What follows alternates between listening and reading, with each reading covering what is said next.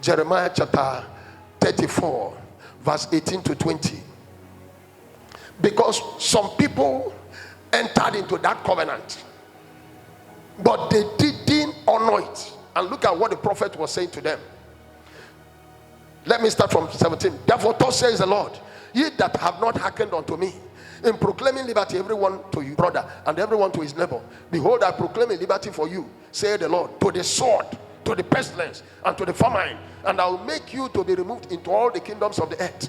And I'll give the men that have transgressed my covenant, which have not performed the words of the covenant which they had made before me, when they cut the calf in two and passed between the parts thereof. The princes of Judah and the princes of Jerusalem, the eunuchs and the priests, and all the people of the land, which have passed between the parts of the calf. There was a time when they were enslaving one another. They were enslaving fellow Israelites. And God began to speak to them. You should not enslave fellow Israelites. You should leave them. You should allow them to have their freedom. Because they are owing you. You brought them into slavery. And they now made an oath.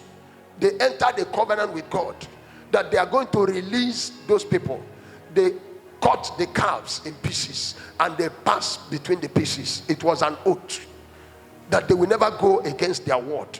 And God said, oh, let me stop here to speak to husbands and wives that went to the altar of God to make oath, to swear to one another that you will not betray one another.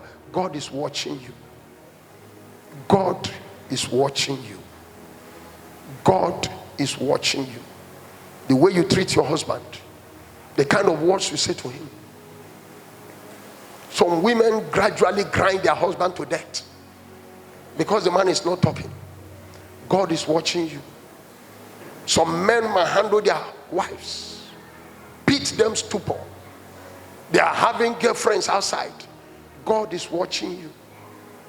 Covenant keeping God is watching you. The God who honors covenant is watching you. You say we didn't go to the altar of God in the church. Yes. But by the covenant of marriage, when you contracted that marriage in her father's house, God was there.